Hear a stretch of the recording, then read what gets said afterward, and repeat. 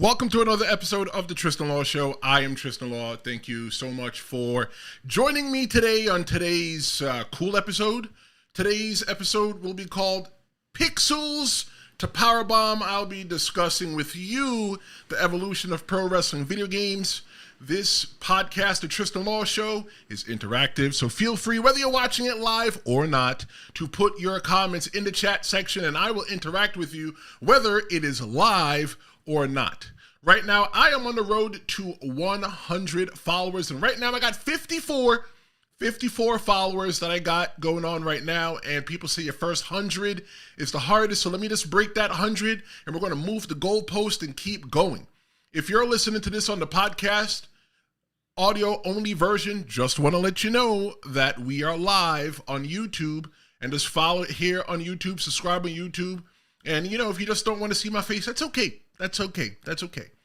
But are you a gamer? You play video games? You like WWF? You like WWE? What you like, WCW? For me, I go way back when it comes to playing pro wrestling video games. Me and my cousins, you know, used to play video games all the times when we were kids. And me and my friends, we played a lot of those games. You know, I'm not really good at many games, but pro wrestling games is definitely one that I'm good at. When you're looking at the early history of pro wrestling video games, man, all you really got was just punch and kick. That's it. You didn't get much. You didn't get any entrance. It was very, pixelated, and we're definitely want to look at some of those as well, too. Some of the keystone developments in pro wrestling games over the years have been obviously doing more than punch and kick, being able to go backstage areas and fight, be able to use weapons, being able to get different match types other than just traditional wrestling matches. And when you really look at the pro wrestling games from back then, it kind of emulates what you saw on the television at that time. So yeah, so definitely pro wrestling games, they have come a long time. And one of the first games that we are going to look at is Tag Team Pro Wrestling. Tag Team Pro Wrestling is from 1989. It was originally, 1983. It was originally titled Big Pro Wrestling in Japan. It's a wrestling video game developed by Technicals in Japan. It was first released for arcades in 83, published by Data East. However, the game was available in both Japan and North America, although the North American version only credited Data East for the work. In the mid-1980s, this game was ported to computers and the Famicom and the Nintendo Entertainment System. Yep, the Famicom was Japan's version of the NES. So yeah, when you look at that game and you just look at all of how it looked like, look at the people at the side. You know, those are all the people. And if you ask me, they're all one big family because they all look the same. You know, this looks like a tag team match that's happening. You got two people in the ring wrestling and you can't really tell who is who. Right, but you don't see any referee, and obviously we've come a long way to be able to see the referee in these games. Moving up just a couple years, we have WWF WrestleMania. It's obviously named after the annual popular pay-per-view, or what we call these days PLE, Premium Live Event. It's a video game for the NES, the Nintendo Entertainment System. It was developed by Rare and published by Acclaim in 1989. This was the first ever WWF licensed game on the NES and the second WWF game overall featuring following Micro League Wrestling. Micro League Wrestling was a game that was made. It was based on the WWE, but it was never licensed by the WWE. The release of WrestleMania marked the start of a decade-long partnership between Acclaim and the WWF. The game was released shortly before WrestleMania 5 and was intended to, WrestleMania 5, and was intended to promote the event. The title screen features the tagline from WrestleMania 3, bigger, badder, and better.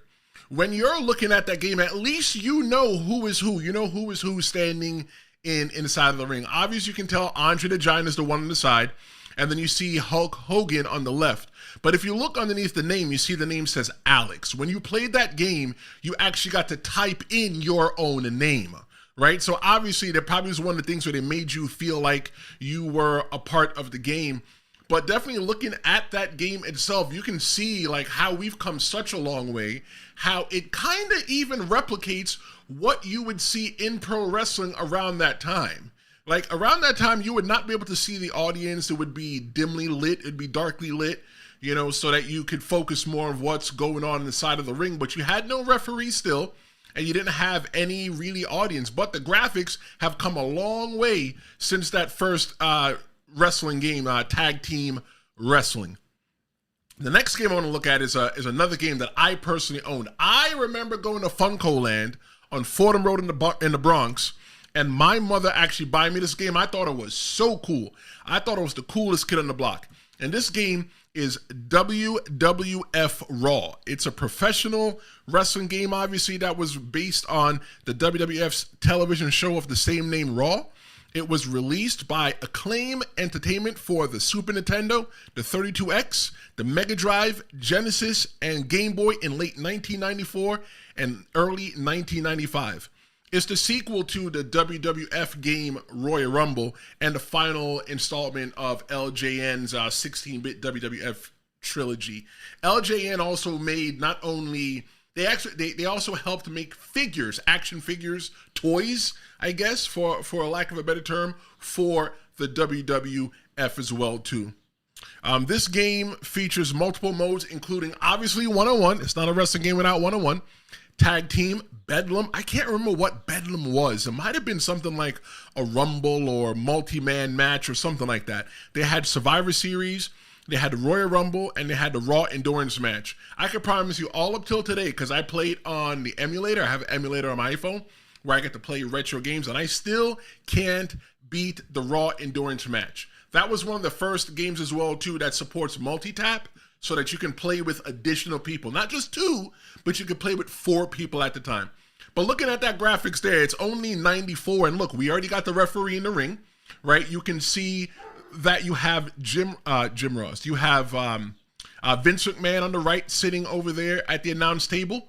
And then you also have Jerry the King Lawler. So that game there definitely replicates what you were seeing at the time when it comes to the video games. And these were games from the early 80s to like the mid 90s. And I remember trying to invite my friends over to come play these games, and my mother would say, no, you can't have anybody in the house. My mother was never a fan of having people over in the house. But, you know, these video games here, you know, shaped the childhood for a lot of people that played these games.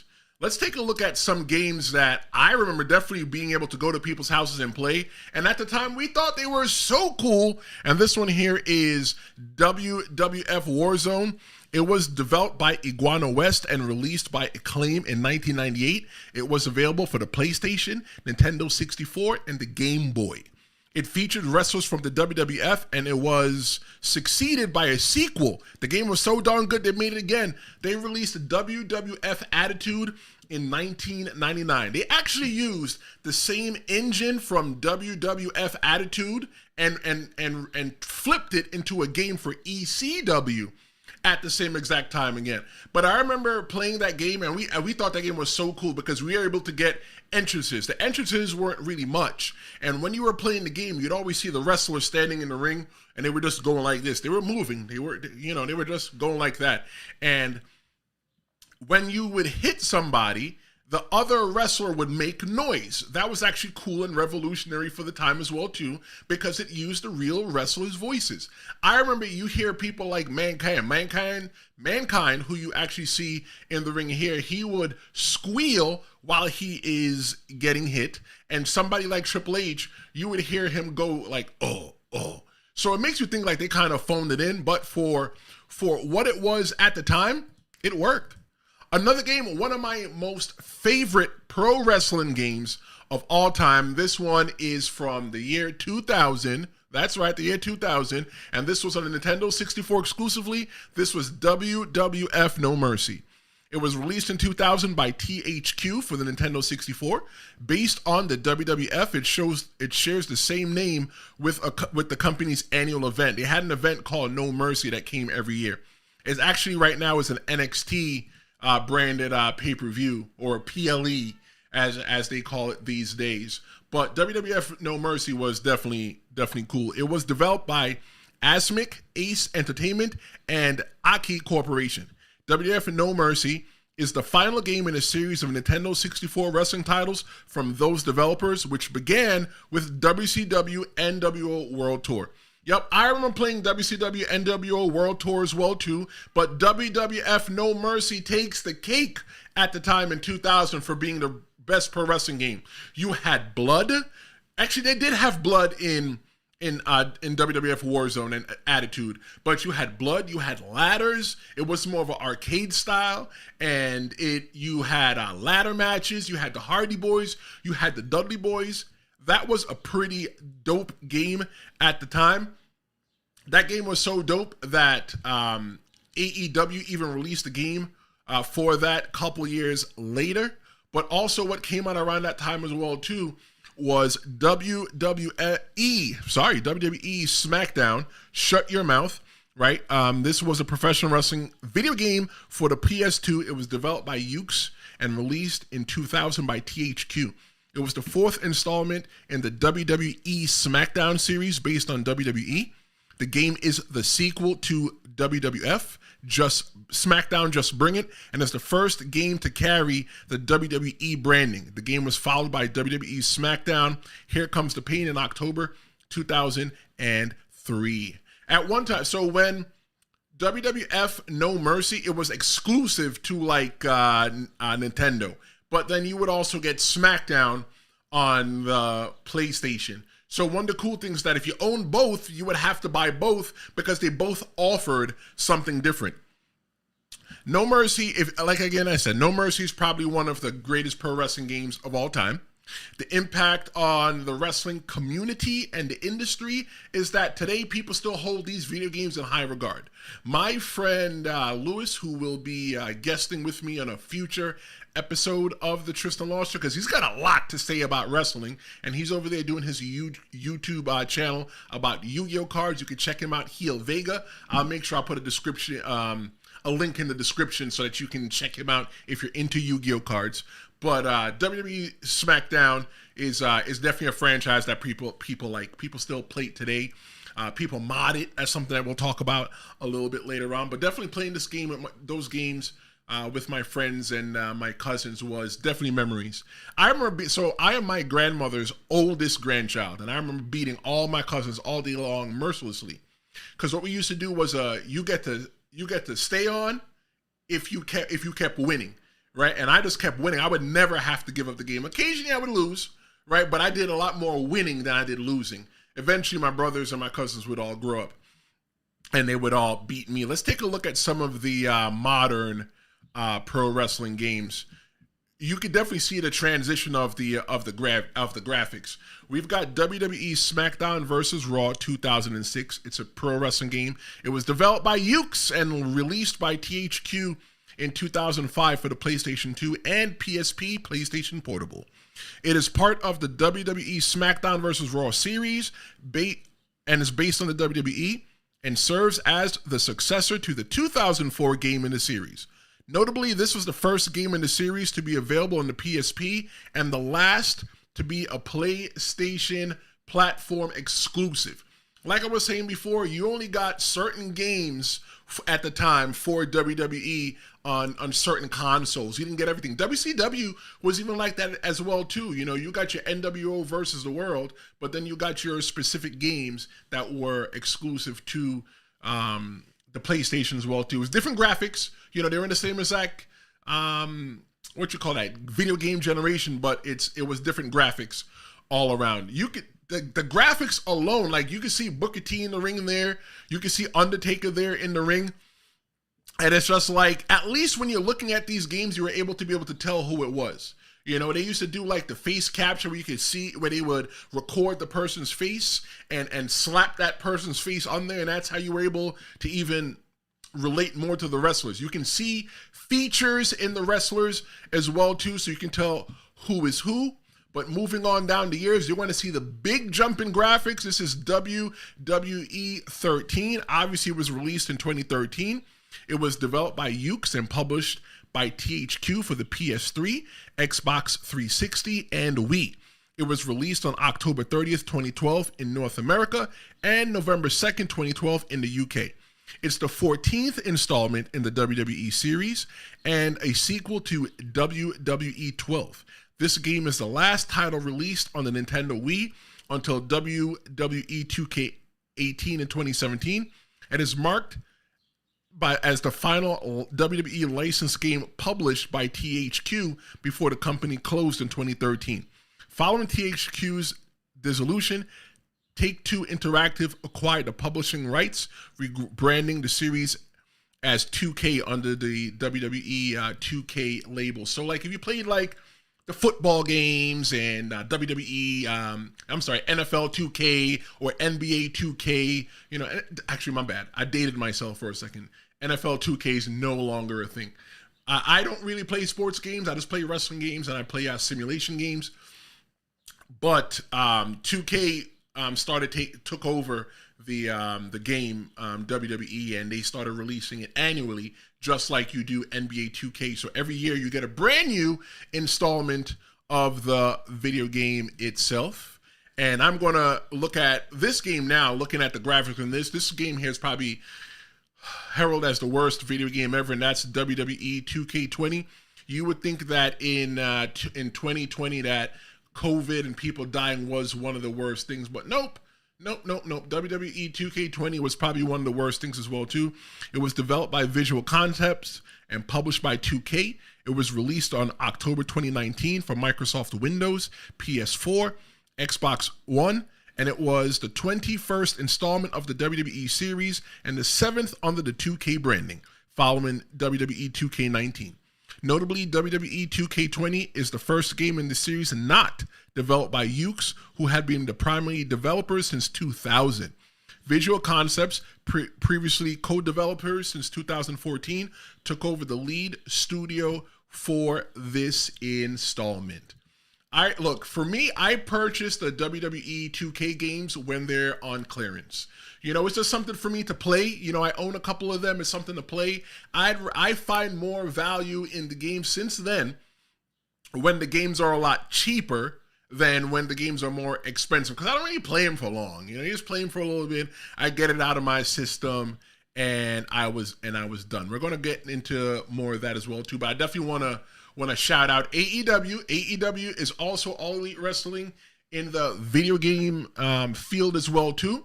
They have AEW Fight Forever. I am not a huge AEW fan at all. I watch it very casually, but I really wanted to play the game. When you look at the game, it reminds you of something. Look at it. What does it remind you of that we've talked about so far? WWF No Mercy, one of the greatest wrestling games of all time. So when you're looking at AEW Fight Forever, which came out in 2003, it was developed by Yuke's, it was published by THQ Nordic, and it marks the debut of the game based on AEW for home consoles and computer. Came out in 2023. I like that game because unlike all the WWE games, anybody can just pick up AEW Fight Forever and play.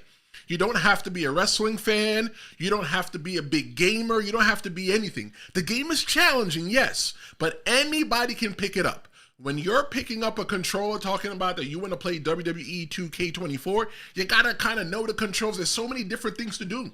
It goes back to looking at the times of WWF Attitude or WWF Warzone. Those games kind of played like Mortal Kombat in order for you, or Street Fighter. In order for you to execute a move, you would actually have to do, button presses, multiple button presses. And then we got the WWE 2K series where it's not like that, but there's lots of different intricate button presses if you want to do something. If you've played like a Madden or a sports game today, you kind of would understand exactly what I'm talking about. But AEW Fight Forever takes the cake. Very easy game to play. The graphics are awesome. You see the referee in the ring. It's a referee from today. You see the fans. You see the branding. You see everything that has to go on with that video game. You get to see the AEW brand when the wrestlers come out. You're in charge of manipulating the fireworks and the pyro. I think that's a dope game, and talking to you about it now, I'm probably going to play that game.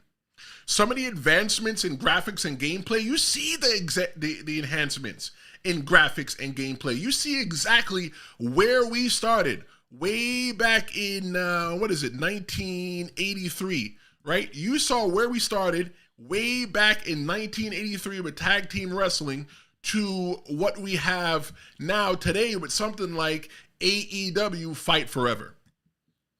One of the things that I think is the issues with WWE 2K series is that they release every year. You're just buying a brand new game with just a few more wrestlers and a few more options.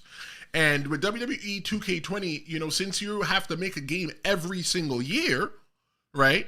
There's not really much changing, but you're always against the clock. And I think that's what the issues with the game. The game is ranked by a lot of people, not just me, as one of the worst wrestling games of all time. WWE wrestling games of all time, right? The reason being that it had performance issues. It would lag or things wouldn't work. There was glitches and everything else like that. Nobody wants to spend their hard-earned money on something that doesn't work. It's true, straight facts, okay? I think that the way it should be done is the way that AEW is doing it right now. They released one game in 2023, and every so often they release more enhancements. You get more wrestlers.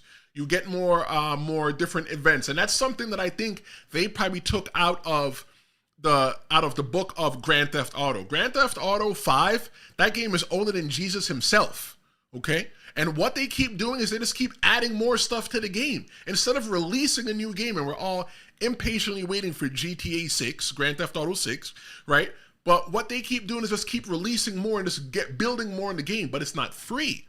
You pay more for it, which is great. So you're taking pretty much the same exact old thing that you have, you keep rewashing it and just selling it as something new, right? You're selling it with additional add-ons. And I think that's amazing. And that's how WWE should do it. I think if I was in charge of the WWE 2K series, it would be annually. It'd be annually. It would be 2014, and then we release one in 2016. And in 2016, the game is much bigger than it was in 2014. You'd also get more wrestlers as well, too, different events and everything else throughout the time because you would purchase it. But if you want the really big update, go ahead and get the new game. Kind of like what the iPhone and Android does. When it comes to the gaming community, customization is everything. I never forget being able to create my own wrestler way back in WWF Attitude, right? Let's go back to that game, right? For the early PlayStations and stuff like that, PS2. I remember playing those games and being able to create a wrestler, create myself, create my own entrance, and create, different arenas and stuff like that, and make my own fake matches and stuff like that. I loved that, being able to customize the game, right? We all play these games because we want to suspend disbelief. And we suspend disbelief even more when we're able to put ourselves in the game. The online communities are huge when it comes to pro wrestling. When it comes to pro wrestling and the online communities, they pretty much create their own game on top of the game. You're able to go online, if that's something that you're into, and you're going to be able to watch people stream these video games, right? They stream the video games and they play them. They make up their own storylines and different stuff like that.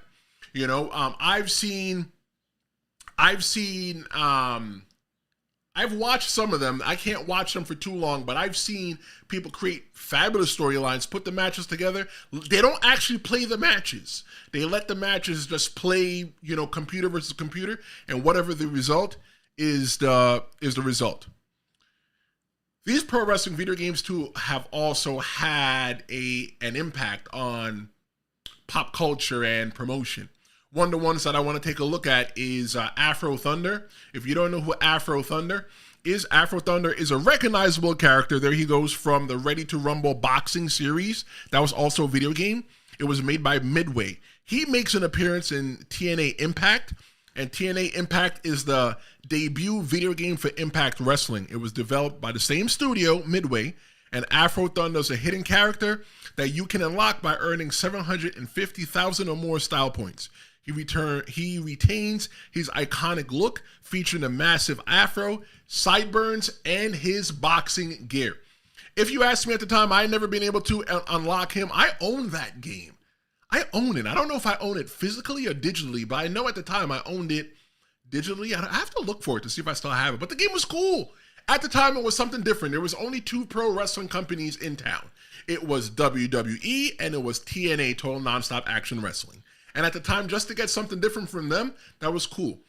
There have been other pro wrestling games throughout the time, and due to time constraints, I'm not really going to get into them too much. But you had other games from people in Japan. You had games from people, they had backyard pro wrestling games and stuff like that. Me being a pro wrestler, not a real big fan of backyard pro wrestling game. Taking a look at another video game that does like crossover and promotion, we're going to look at WWE 2K16. As a pre-order bonus, you can get Arnold Schwarzenegger, and he was featured with 2 character versions from the Terminator franchise. You can get Terminator 1 and the Terminator 2. You get the animated entrances that referenced iconic moments from the movie. I think if you were going to purchase the game either way, if you had a few extra bucks, why not pay to get the Terminator version? Like you said, come with me if you want to live, and if you want to live, just buy the game. Just that simple. You can look at the graphics there as well too. Looking at that, you can definitely tell that it is Arnold Schwarzenegger. I wonder if they motion captured his face and different things like that. Pro wrestling video games are not only big with gamers, they're big with pro wrestlers as well too. You've got people like Xavier Woods, and I'm going to link his YouTube channel in the description as well too. If you like Xavier Woods, you know who he is, or you like video games in general, right? Or you want a little bit more from your pro wrestlers. He has his channel called UpUpDownDown, something he did when he was in his early stages of wrestling, and he streams pro wrestling games that he plays, or non-pro wrestling games, and he plays them with other WWE wrestlers and his friends. I think it's something cool to do, right? Because I said in the last episode, being an independent pro wrestler and what we did backstage, sometimes, for me, my environment was playing video games. That's what we did when we grew up. That's how we all chilled. Back in the day before that, they played cards, but today we play games, right? Sometimes we play cards, but today we played games, right? And I think that's pretty cool to have out there as well, too. The future direction of wrestling games, I think wrestling games are eventually going to go VR, where you put the whole entire headset on and now you're standing in the ring. Is technology there? I don't know yet. Because I always wanted there to be a pro wrestling game for the Wii where you would move the sticks and do everything like that. But I don't think that the game is going to live up to that simulation portion of the game, because me being a pro wrestler and me liking simulation games like plane flying games, train flying games, city building games, those are simulation games. I would love to play a simulation game that's pro wrestling, but it needs to be as close to the real McCoy for me. If it's not, I'm not really interested. But what do you want to see in your future games? In the comments, whether you're watching this live or on demand, let me know what you want to see in your future games. Let me know what you like in games. Share your favorite video game memories, whether it is getting beat by your cousins or, that's for my cousins that are watching. Whether it's getting beat by your cousins or getting beat by your older brother, whatever it may be. Tell me about your pro wrestling experience when it comes to video games. I'm on the road to 100 subscribers here on YouTube. So if you're watching right now, just subscribe. I don't know where the button is, but wherever the button is, just go ahead and subscribe, because subscribers mean a lot. I'm working on to get to 1,000, and after 1,000, I'm going to move the goalpost. But this is today's episode. We're talking about Pixels to Powerbomb, the evolution of pro wrestling video games. I'm Tristen Law. I'll be back next week. I might be back Sunday, but if you really want to know, subscribe. If I'm back Sunday, I'm going to have a guest. If not, expect to see me on Tuesday. Either way, at noon. I hope you have a great weekend. Thanks so much for watching, and I'll see you next time.